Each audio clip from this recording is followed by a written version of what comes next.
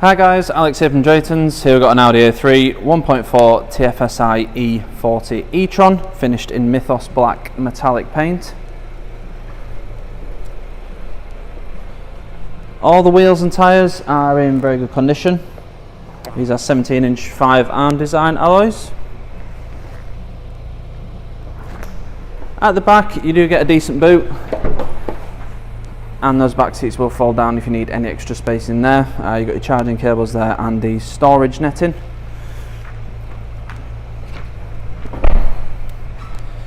This car has got MOT until the 25th of June 2024 and was last serviced by Audi on the 7th of June 2023.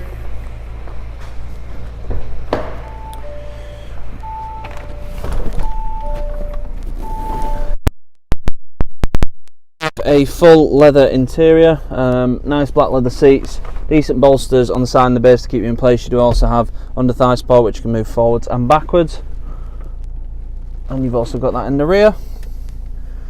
Up front we have your virtual cockpit, so your digital driver's display. You've also got two different views, so you've got your main driving information here with your fuel range and electric range, your driver assist things, traffic sign recognition, all on there.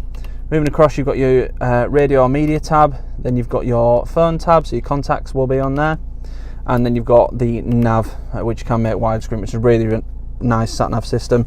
It's a really good screen to have, and it gives you a great overview of any issues, any traffic, anything like that will come up on here. Then you've got various information in your dials and stuff like that, which you can. Obviously, if you want the big dials, you can have this view. If you want the smaller dials and a nice widescreen, then you can have that view instead. On the main screen, we have Audi smartphones. So you've got Apple CarPlay and Android Auto, so you can have your own phone screen on the screen in the car. If you just want your calls, your music to come through, then you can do that just via Bluetooth as well. You've also got DAB radio, and you have the nav on the main screen as well. Again, same system. It's nice and easy to use. Nicely up to date as well.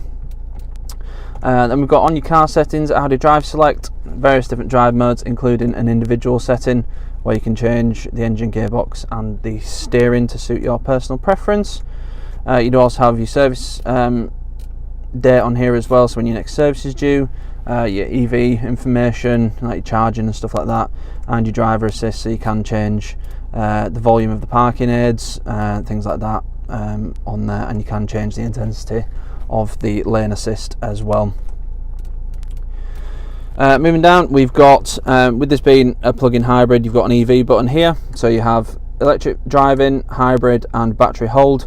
When you've got enough charge in the battery, you will be able to use the EV. Otherwise, I would probably say leave it in hybrid mode unless you need to keep some charge in the battery, which you can do with the battery hold mode. Then we also have Parking System Plus, so you've got front and rear sensors with the display. That will come on automatically when you put the car into reverse, or you can press the P button to turn that on and off there. And then we've got your stability control, the button to turn the screen off, and your shortcut for the drive selector there. Moving down, you've got dual zone climate control, so you've got a temperature of the driver and the passenger. You've also got heated front seats, which is a nice little extra as well. Storage down here, you've got a couple of cup holders there. We have an S-Tronic gearbox, so you've got standard drive mode and a sport setup for the gearbox. In standard drive it is set up more for efficiency, whereas in sport mode it will hold the revs a bit longer and optimise it for performance. You do also have a manual mode, you will see it change bottom left there, so you're in manual. Then you've got sport and standard drive as well. Then we've got all your controls for the infotainment system itself, and electronic parking brake and hill hold assist just here.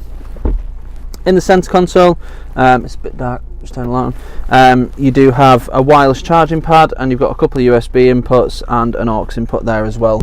If you are using Apple CarPlay or Android Auto, then you will need to connect via USB to use that. Up front, we've got a flat bottom steering wheel. It's a nice sporty looking steering wheel, easy to use. On the left hand side, you've got the controls for the driver's display, including the view button to switch to widescreen view. And on the right hand side, you've got your volume controls, hands-free and track skip controls there as well. On the back of the steering wheel, you have paddle shifters for a manual style of driving. On the left hand indicator stalk, you've got the button for the lane keep, which will show up just on there as well.